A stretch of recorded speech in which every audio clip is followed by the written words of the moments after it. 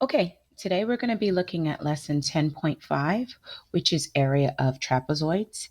And yesterday when we did lesson 10.4, hopefully you were able to recognize the relationship that trapezoids had with parallelograms, which really helps justify why the formula for area of a trapezoid is what it is. But let's take a look at the essential question really quickly. And it's asking us, how can we find the area of trapezoids? Well, any parallelogram can be divided into two trapezoids with the same size and same shape. Well, we know something that has the same size and same shape is that it's congruent.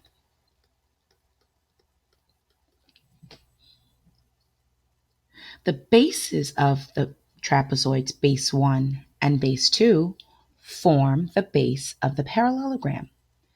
So the area of a trapezoid is half of the product of its height and the sum of its bases. I'm just going to go ahead and box in this text right here because it tells us what the formula is, but let's just look at this figure so we really can understand what it means. So when I'm looking at this parallelogram, which is the outlined shape here that I'm outlining in red, I notice that if I took this parallelogram and divided it in half, made a diagonal, I could have two congruent trapezoids, one that's here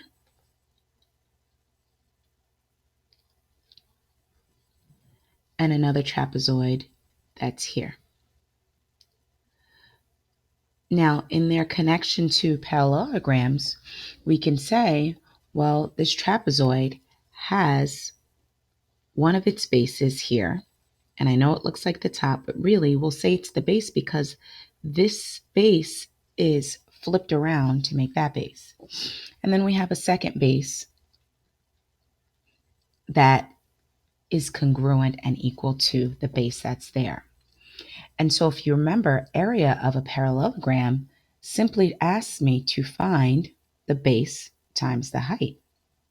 Well, if I have a trapezoid, I'm going to be looking at the sum of the bases, adding those together.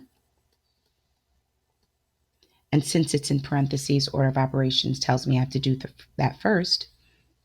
Looking at the height, just like I would in a parallelogram, and multiplying the sum of the bases times the height, but really taking that product when it's all said and done and dividing it by 2, and that's where I get the area of a trapezoid equals 1/2 of the sum of the bases, base 1 plus base 2, and the product of its height.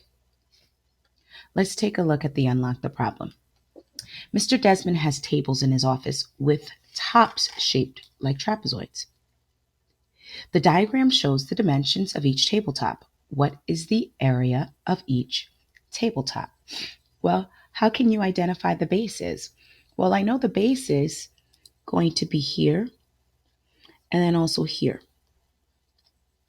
So they're not diagonals. They're not the height. And so they're parallel of each other. Because in the trapezoid, we have only one pair of parallel sides. So how we can identify the bases? The two parallel sides.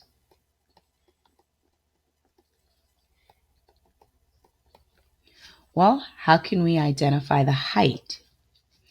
Now let me just erase this. Would we say the height is this diagonal or this diagonal?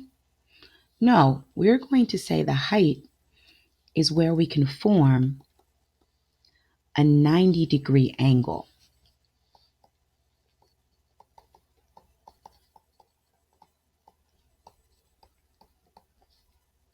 And it forms a 90-degree angle with each of the bases.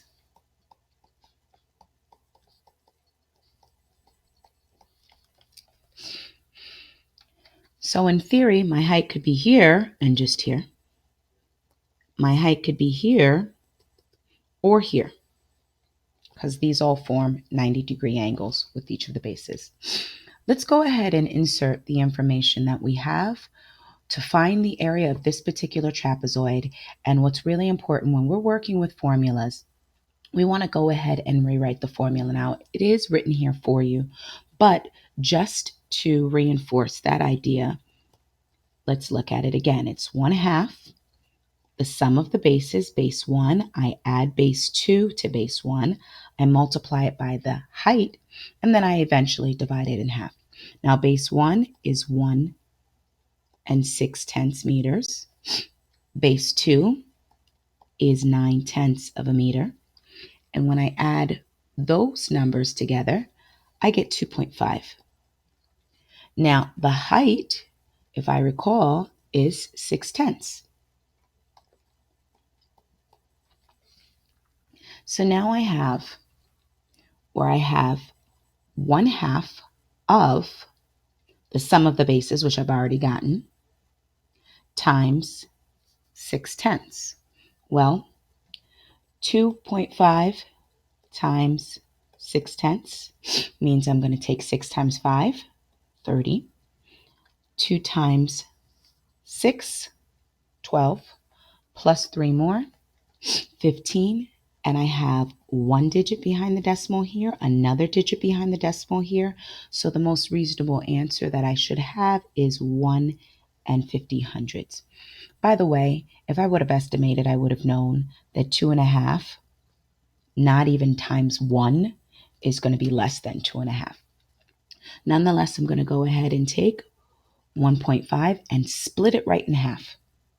I really don't have to do math there. I can think about it in terms of money. If I have $1.50 and I share it with 2 friends equally, I'm going to end up giving each friend 75 cents or 7/500. So our final answer is 7/500 meters squared. Let's just take a look at what we did really quickly one more time. And I'm not going to really bore you with all of the steps of writing everything again, but we know the formula for area of a trapezoid. Area equals half of the sum of the bases, base 1 plus base 2, times the height. So now I just plug in all the information that I'm given.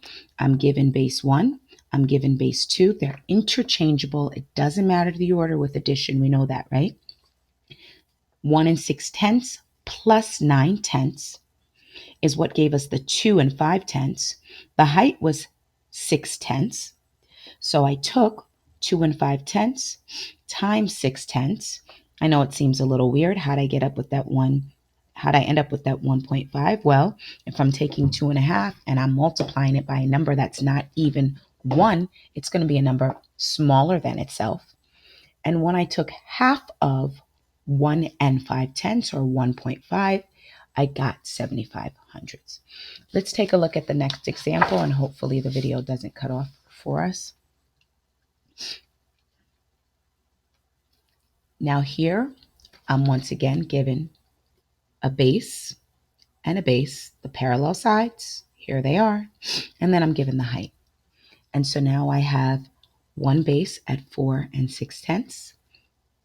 Check that off. We're putting it in my formula. Another base at 9 4/10. And I've got my height, which I just happen to want to classify in a different color. So there's my height, 4 5/10, and they have it written in for us. Well, the sum of 4 6/10 and 9 4/10 happens to be the whole number 14. And if I take 14 times 4.5, I'm going to end up getting 7. And 7 times, half of 14 is 7. So I could do that first. Half of 14 is 7. And times that by 4.5 gives me 31.5. Now I'm going to make a second section of this video because it's going to cut me off.